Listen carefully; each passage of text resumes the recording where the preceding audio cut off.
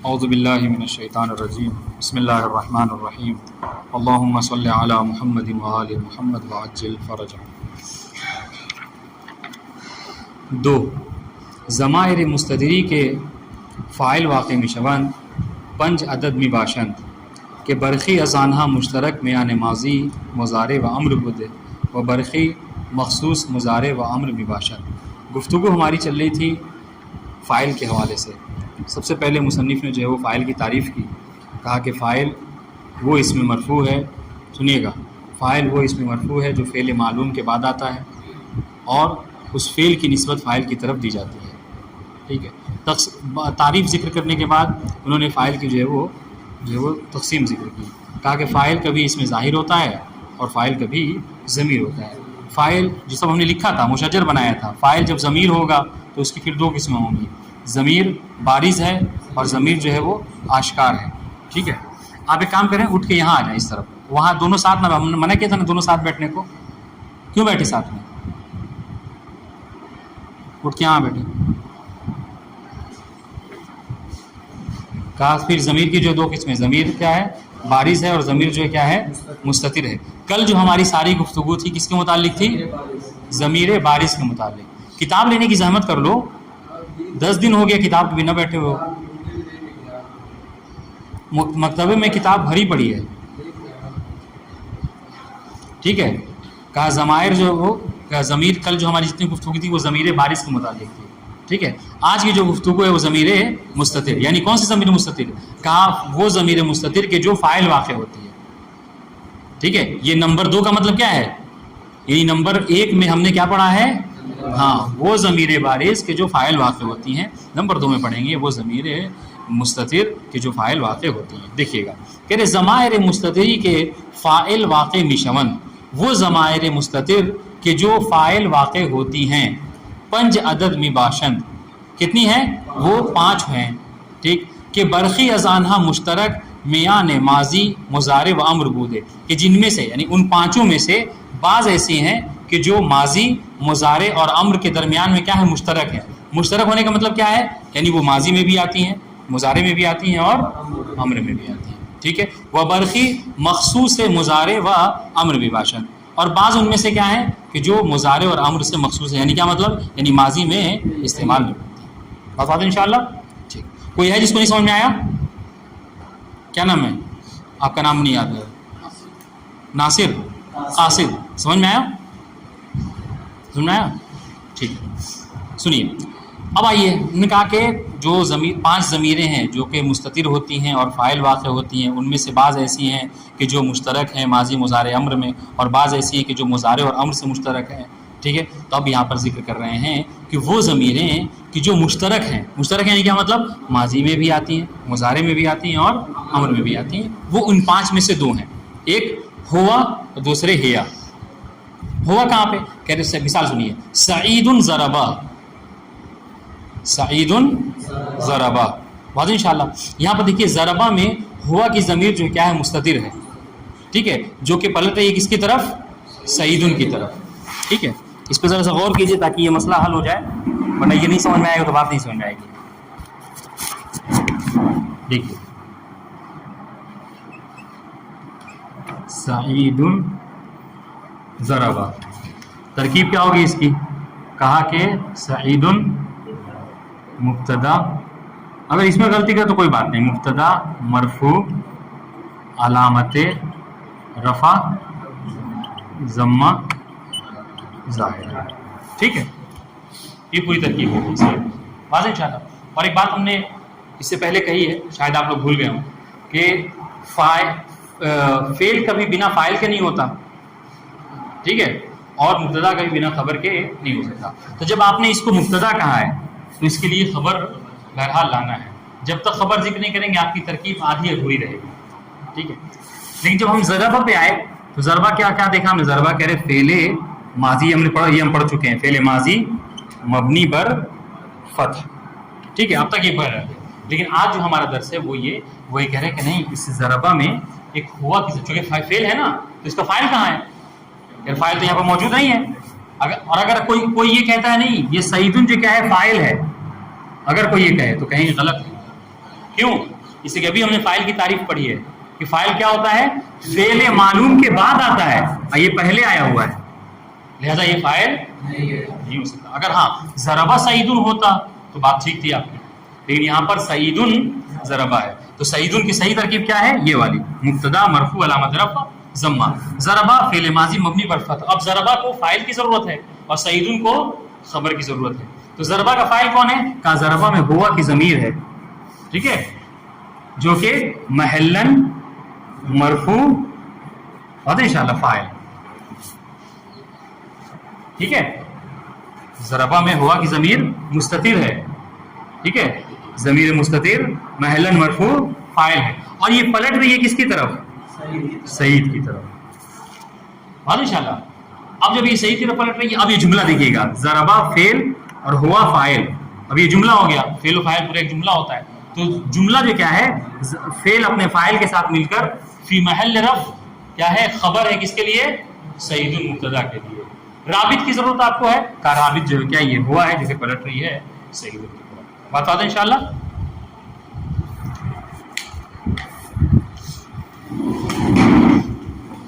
ٹھیک ہے، دیکھیے کہہ رہے مشترک وہ کہ جو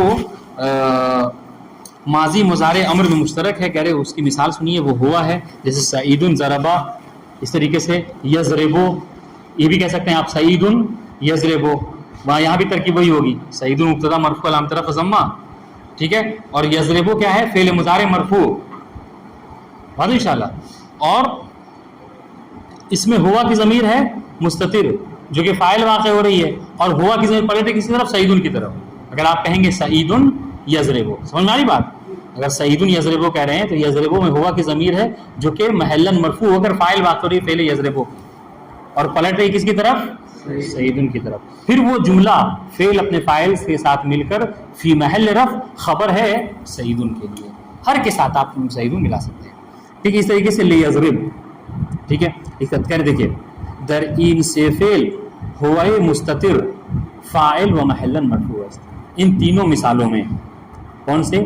ضربہ، یضربو، لیضرب، ان تینوں مثالوں میں ہوا کی ضمیر جو کیا ہے؟ مستتر ہے، جو کہ محلن مرفوع فاعل واقع ہو رہی ہے، بات انشاءاللہ۔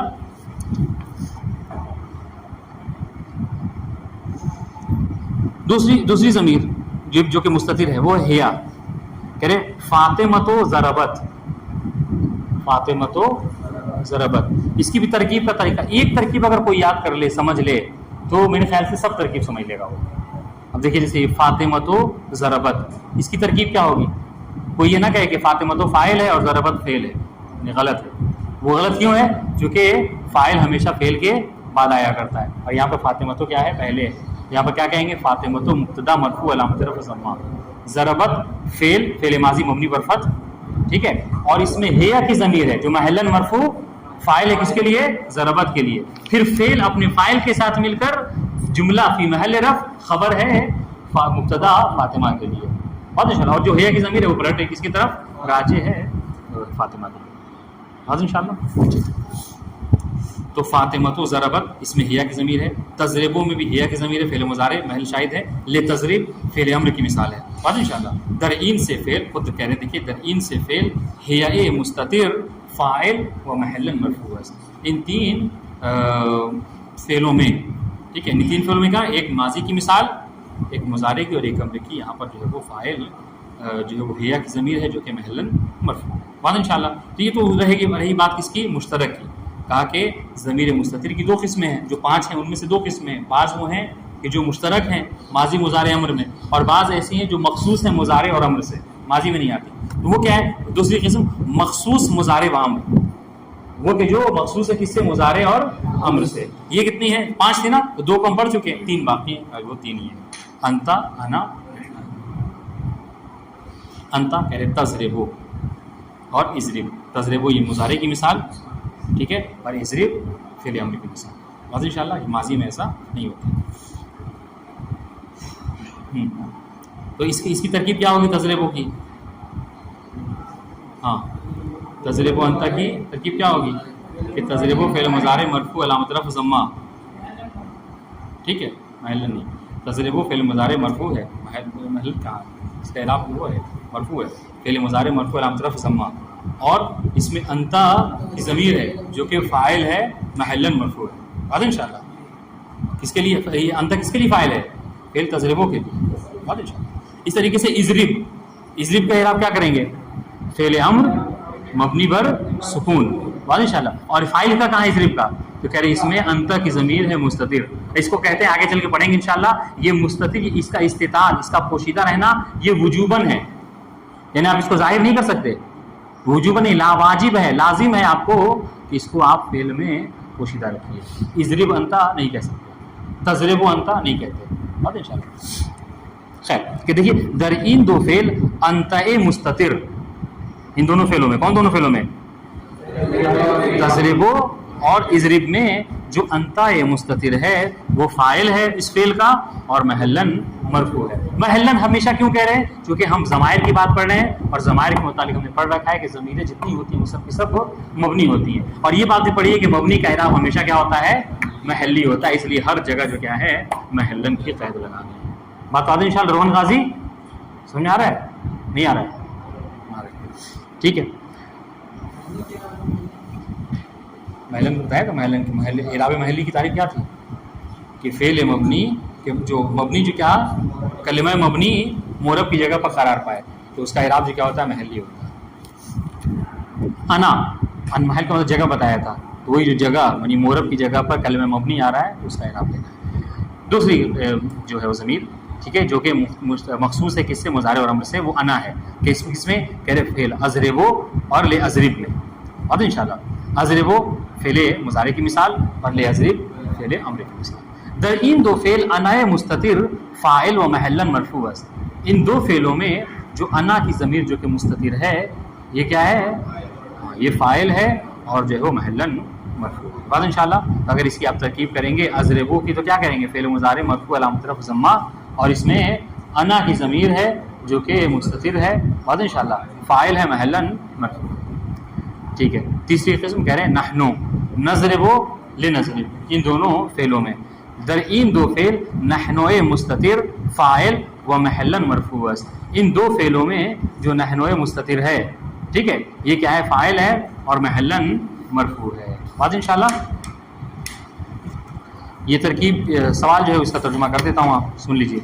اسمہا ذیل در حالت رفع دارائے 6 علامت اعرابی میں باشد. یعنی یہ جو نیچے کے اسما ہیں حالت رفع میں، اگر یہ حالت رفع میں ہیں تو حالت رفع میں ان کی علامت رفع کیا ہے؟ ٹھیک ہے، جس سے جمع مکسر ہے حالت رفع میں اس کی علامت رفع کیا ہے؟ بات انشاءاللہ جمع مذکر سالم الی آخر. اس کو لکھیے گا، یہ بہت امپورٹنٹ ہے، بہت ضروری ہے. اسماء ستہ با ترجمہ آنہا بنویسی. کہہ رہے ہیں کہ اسماء ستہ کو ان کے ترجمے کے ساتھ لکھیے یرحمکم اللہ. لیکن یہاں پر ترجمے سے مراد فارسی میں ترجمہ نہیں، آپ کو جو لکھنا ہے اردو میں ترجمہ لکھنا ہے. ٹھیک ہے، جیسے اب ہے تو اس کا اردو میں ترجمہ کیا ہوگا لکھیے گا. ایک دو وہ بنا لیجیے، ایک لائن کھینچ لیجیے گا. اب اردو میں ترجمہ، اردو میں ترجمہ. ٹھیک ہے. اسی بات کہ علامت رفع در اسماء ذیل تعین کنید. جو نیچے کے اسما ہیں ان میں علامت رفع کیا ہے اس کو معین کیجیے، بتائیے. جیسے کتبن، بات انشاءاللہ القلوب المسلمات ابوہم الی آخرہ. بات انشاءاللہ سوال سمجھ میں آیا؟ جی. فاعل را با ذکر یک مثال تعریف کنید. آج کا درس ہے، پڑھا ہے ہم نے، ہے کل کا لیکن آج بھی ہم نے پڑھا ہے. کیا کہ فاعل کی ایک مثال دے کر تعریف کیجیے. فاعل کی مثال اور ایک مثال بھی ذکر کریں. در چند مورد فاعل بصورت ضمیر مستتر میں آیا. کتنی جگہوں پر فاعل جو ہے وہ ضمیر مستتر کی صورت میں آتا ہے. ٹھیک ہے. چلیے. در افعال قرآنی ذیل فاعل را مشخص کنید. نیچے کے جو افعال ہیں اور یہ قرآنی افعال ہیں، یعنی یہ وہ افعال ہیں کہ جو قرآن مجید میں وارد ہوئے ہیں، تو ان میں جو فاعل ہے اس کو مشخص کیجیے، اس کو بتائیے. وہ مانند نمونے توضیح دے. جیسے اور جو ہم نے دے رکھا ہے طریقہ بتا رکھا ہے، جو نمونہ پیش کر رکھا ہے اسی کی طرف توضیح دینا ہے. جیسے دیکھیے نصرتا اگر ہے تو آپ کو کیا ہے بتانا ہوگا کہ کیا تا فاعل ہے، ضمیر بارز و محلن مرفوع. تا کیا ہے؟ ضمیر بارز محلن مرفوع. اس طریقے سے آمنو میں آپ کو کیا لکھنا ہے؟ واو ضمیر بارز و محلن مرفوع فاعل. اس طریقے سے آخر تک. در آیات و روایات ذیل فاعل را بذکر علامت اعراب تعین کنید. یہ جو کہہ رہے ہیں کہ نیچے کی جو آیات اور روایتیں دی گئی ہیں، ٹھیک ہے، ان آیات و روایات میں فائل کو کیا ہے فائل و ذکر علامت اعراب، فائل کو علامت اعراب کے ساتھ جو ہے کیا ہے ذکر کیجیے. اگر فائل ہے تو علامت اعراب کیا ہے بات انشاءاللہ. اس لیے کہ کبھی کبھی کیا ہے الف ہو سکتا ہے، کبھی واو ہو سکتا ہے، یہ سب چیزیں بہرحال آپ کو دیکھنا ہے. اور یہ بہت امپورٹنٹ ہے، یعنی اس میں یہ نہیں کوئی نہ کرے کہ صرف سوال چیک کریں گے، نہیں، اس میں جو کیا ہے بہرحال بہت ضروری ہے. اس میں جیسے جہاں فعل ماضی ہے نا، الحق کیا اس کا فاعل ہو گیا تو یہ لکھنا ہے الحق کیا ہے فاعل مرفوع علامت رفع ضمہ. ٹھیک ہے، زحق الباطل میں باطلوں پہ مطلب انڈر لائن کر کے کیا ہے یہ فاعل مرفوع علامت رفع ضمہ. بہت آسان ہے بات انشاءاللہ. کچھ کہہ رہے ہو؟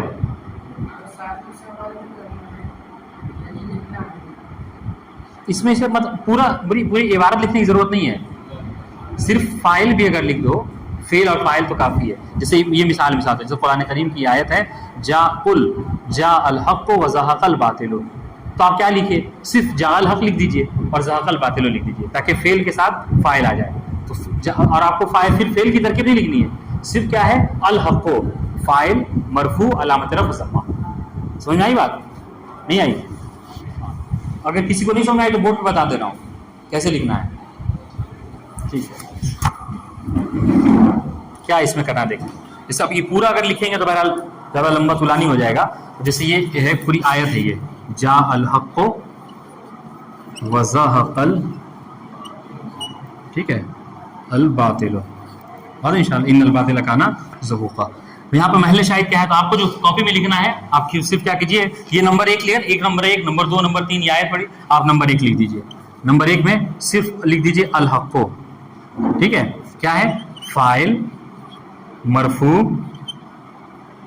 علامت رفع ضمہ ظاہرہ. ختم ہو گئی بات. اس طریقے سے نمبر 2 میں کیا ہے قالت الاعراب آمنا. تو اس میں دیکھیے جو فاعل ہے صرف فاعل کو کیا کیجیے یہاں پر مثلا الاعراب، یہ کیا ہے قالت کا فاعل ہے تو کیا ہے وہی فاعل مرفوع علامت رفع ضمہ ظاہرہ. بات انشاءاللہ. والسلام علیکم ورحمۃ اللہ وبرکاتہ. اللہم صلی علی محمد.